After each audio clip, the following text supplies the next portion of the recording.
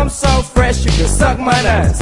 I'm so fresh, you can suck my nuts. Swag. I'm so fresh, you can suck my nuts. I'm so fresh, you can suck my nuts.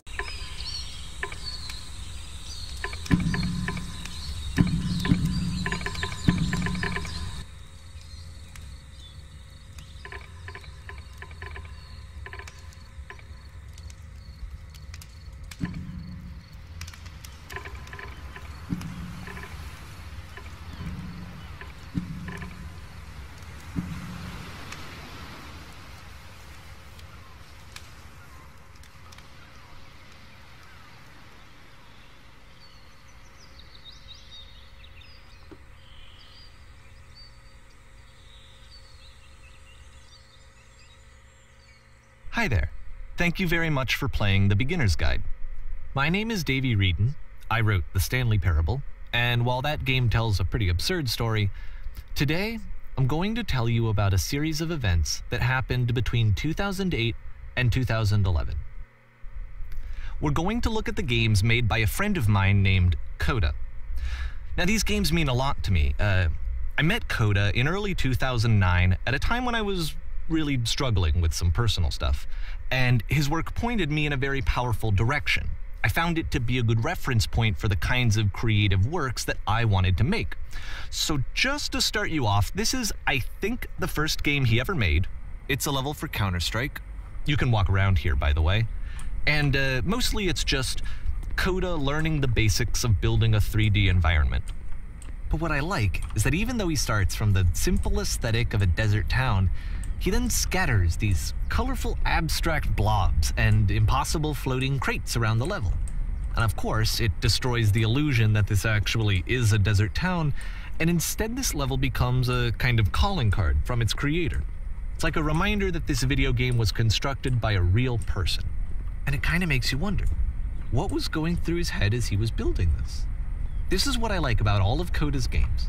I mean, not that they're all fascinating as games, but that they are all going to give us access to their creator. I want us to see past the games themselves. I want to get to know who this human being really is. And that's exactly what we're going to do here. So, it's 2008, Coda starts making these games, and he never releases any of them. He doesn't put them onto the internet, he just makes them and then immediately abandons them, and they sit on his computer forever. And I think he really understood this image of himself as a recluse. At one point, he jokingly renamed his computer's recycling bin to Important Games Folder. So, you know, this was just how he worked. He tended to crank them out one after the other without even really pausing to try to understand what he had just made, until suddenly one day, he just stopped. In 2011, that was it. He made his last game, and then he hasn't made another one since. And that's why I've taken this opportunity to gather all of his work together, is because I find his games powerful and interesting, and I'd like this collection to reach him, to maybe encourage him to start creating again. And if the people like you who play this also happen to find his work interesting, then I'm sure it'll just send that much stronger of a message of encouragement to Coda. So thanks for joining me on this. If you have a particular interpretation that I haven't mentioned here, or if you just need to get in touch, you can email me at daveyWreden@gmail.com. Okay, that's about it for introduction. Let's take a look at Coda's first proper game. As each game is loading, I'll show you the date that it was completed. This first one was made in November 2008.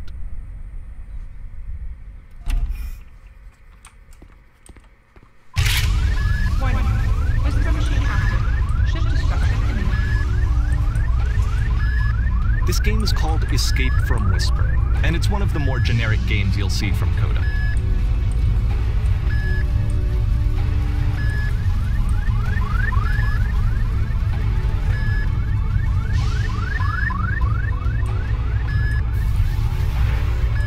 Security call reached. Hostile alien life form inbound.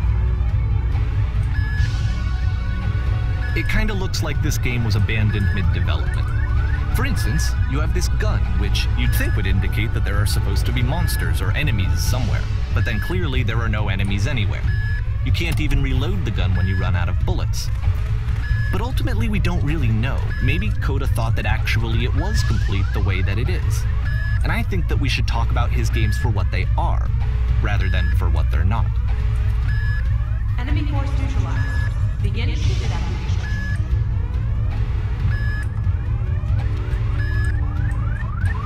I love how you can see the bottom of the universe from this room.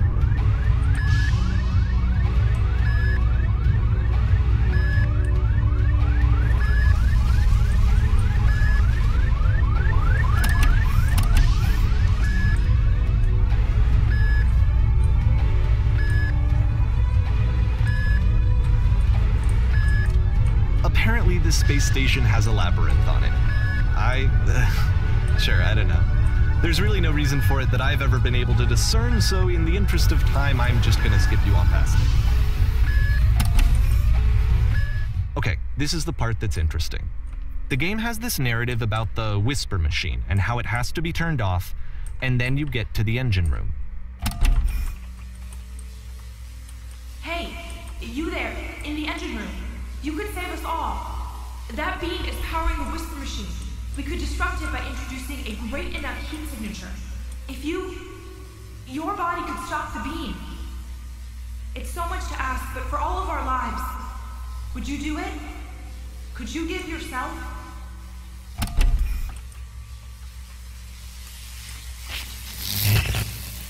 Let me pause here for a second. What you just experienced, stepping into the beam and then dying, is probably what Coda had initially intended when he was developing this level. But when he first compiles and plays it, something goes wrong. There's a bug somewhere. And this is what happens instead.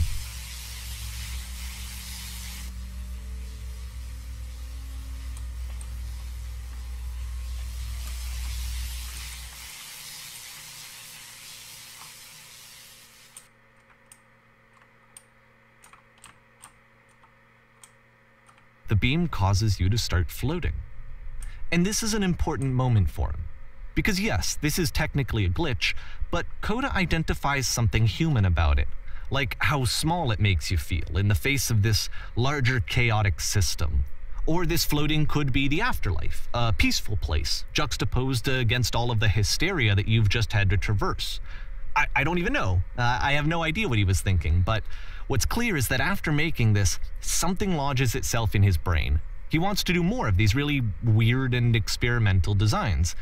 So he stops work on this and moves on to a stream of tiny little games that go in all sorts of directions. Let's go ahead and take a look at the first game he made after leaving this one behind.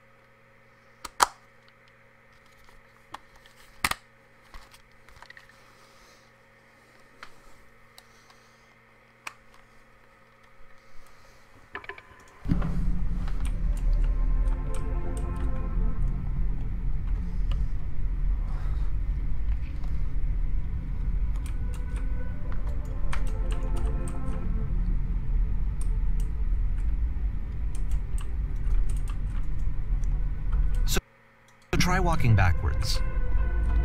Yep, in this game you can only walk backwards.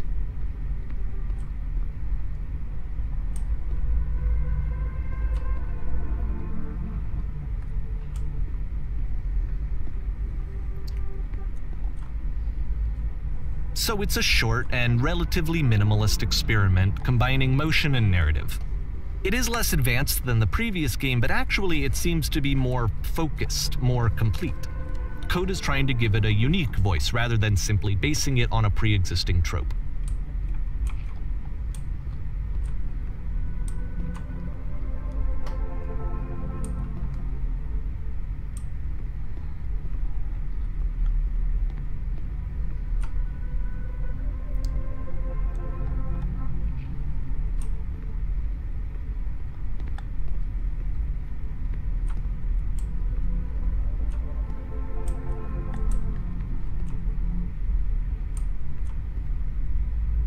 It's a short little thought, it says what it wants to say, and then it ends. Didn't need anything more than that. Which to me is why it works, because it gets out quick. Okay, next one.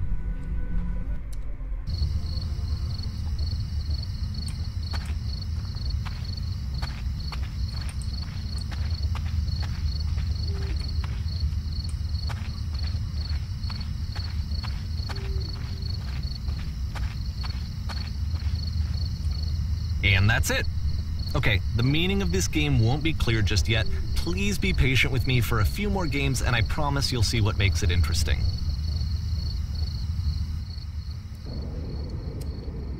Oftentimes, Coda would put bizarre titles like this one at the start of his games.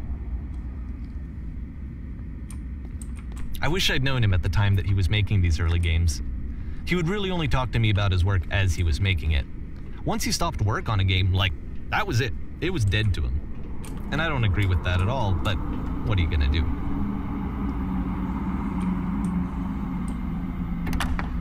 Once you've been slowed to an absolute crawl, the door at the top of the stairs opens. So why, if Coda's not showing these games to anyone, why bother opening the door at all? Well, to show you, I'm modifying the game here so that when you press enter, it'll bring you back up to full speed so you can enter the door for yourself.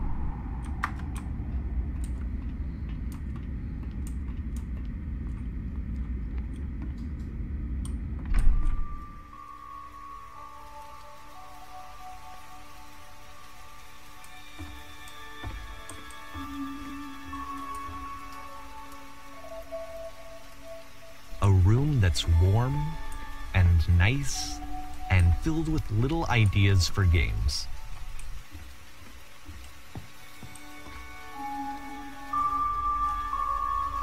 Coda would often tell me that he didn't mind if people thought of him as cold or distant. He said that he knew that he was actually a vibrant and compassionate person, but that it takes time to really see that. It can be a very slow climb to get there.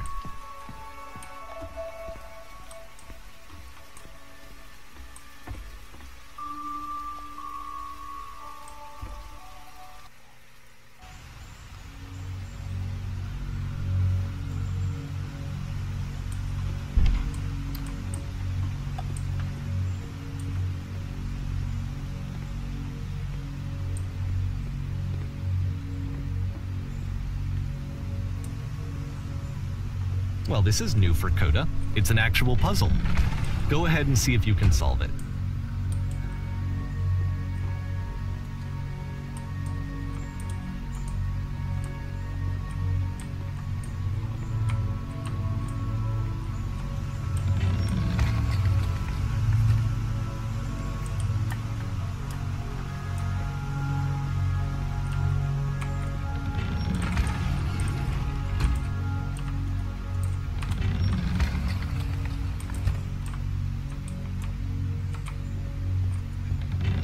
Don't forget that solution, because we're going to see this puzzle again soon. We're gonna see it a lot.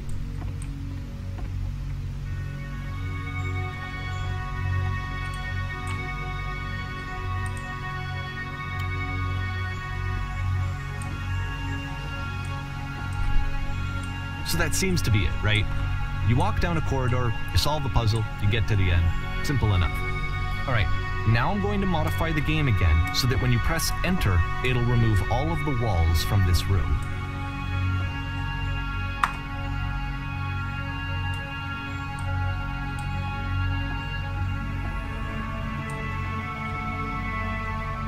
How about that? There was more to it than we had any way of knowing. I actually find it funny that this game comes after the stairs game, since they essentially convey the opposite idea. So, in the stairs game, a dull exterior concealed a rich interior. And then, in this level, a dull interior hides this fantastic outer world. Either way, I think that the point is the same, is that most of the time you don't get to know what you're missing, or even that you're missing anything. That's not your role as a player. So if your role here is not to understand, then what is it?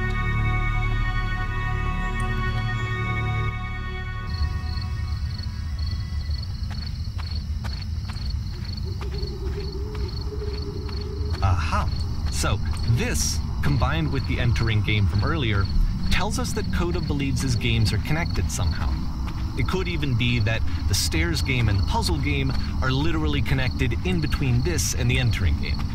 There's a bigger picture that all of his games are meant to play a role in, some larger meaning that we won't be able to grasp until we've seen all of them. And once we have, we can step back and start to understand what exactly that bigger picture is.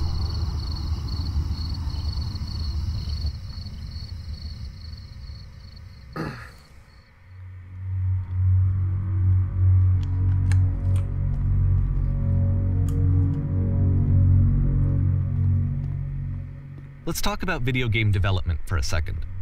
Every video game runs on what's called an engine, which determines what the game can and cannot do. So in other words, the engine is a set of tools for game development. To make all of these games, Coda is using an engine called Source. Like all engines, Source has certain things that it does well, and it has certain things that it does poorly. One of the things that it does very well is boxy linear corridors. That's why so many of Coda's games are set in these large, flat, empty rooms, is just because he's working with what the engine does well. The tools available to the creator shape what kinds of creative work they're going to end up making. You might consider paying attention to the architecture in Coda's games to notice how they seem to stem from an engine that's very good at producing linear, boxy corridors.